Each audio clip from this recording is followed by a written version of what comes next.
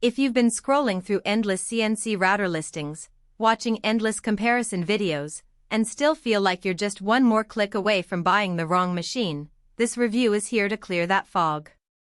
I've spent the last few weeks setting up the FoxAlien XE Ultra 8080 paired with the FA710 trimmer router, testing it on everything from pine boards to a thin sheet of brass, and I'm going to walk you through the moments that mattered most. Link is in the description if you want to check the product details on Amazon.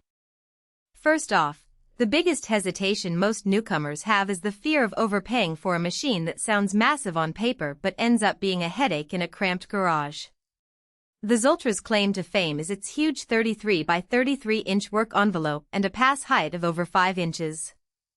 In practice, that means you can lay a full sheet of inch plywood on the bed and still have room for the tool to clear the material without constantly lifting and lowering.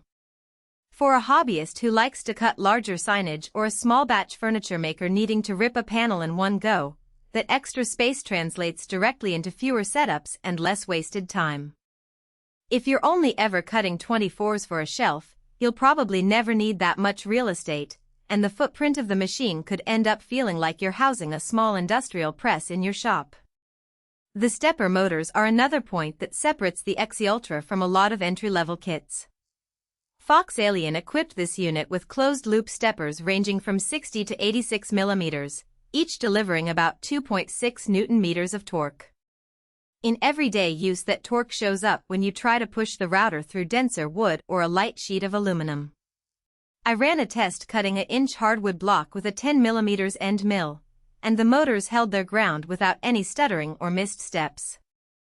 That reliability is a big win for anyone who isn't comfortable constantly tweaking motor currents or watching for missed cuts on a screen. On the flip side, the closed-loop system adds a modest amount of electronic complexity, meaning you'll need to make sure your firmware is up to date and that the power supply is solid. If you're the type who prefers a pure open-loop setup because you're comfortable tweaking everything yourself, the added circuitry might feel unnecessary. Now, let's talk about the FA710 trimmer router that comes bundled with the machine. It's a 65 mm diameter unit that slides neatly into the Zultra's spindle clamp, which means you don't have to hunt for a compatible router after the fact. The speed range of 10,000 to 30,000 revolutions per minute with 6 variable speed levels gives you enough flexibility to switch from a gentle plunge on soft pine to a high-speed finish on brass. When I swapped the trimmer on for a brass engraving project, a 0.8 mm thick copper alloy plate, the higher RPM kept the bit from chattering, and the resulting line was clean enough that I didn't have to touch it up with a deburring tool. The downside? The FA710 isn't a full-size industrial router, so if you plan to run large diameter bits for heavy material removal, you'll quickly feel the power ceiling. It's perfect for fine detail, sign making, and light to medium material cuts, but you shouldn't expect it to replace a 2-horsepower CNC spindle for production-grade aluminum milling. One practical strength that often gets glossed over in spec sheets is the machine's rigidity.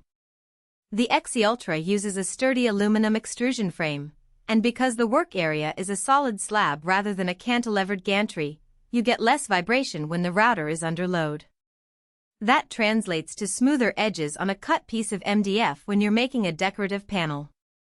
I measured the wobble on a 30 mm bit cutting a straight line across a 20-inch board. The deviation was barely visible even without a dial indicator. For a maker who's looking to produce parts that need a decent finish straight out of the machine, that stability is a real time saver. However, the trade-off is weight. The unit tips the scales at over 150 pounds, so moving it out of the shop requires at least 2 people or a set of sturdy dollies.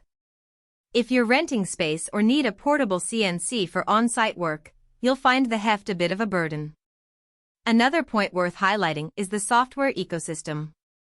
FoxAlien bundles the machine with a version of GRBL controller software that's fairly standard, but the real convenience comes from the community-driven plugins that let you import SVG files directly from Inkscape or Fusion 360 toolpaths with minimal fiddling. I spent a weekend importing a logo I designed in Illustrator, scaling it to fit the 33-inch bed, and the whole process took under 10 minutes from file to cut.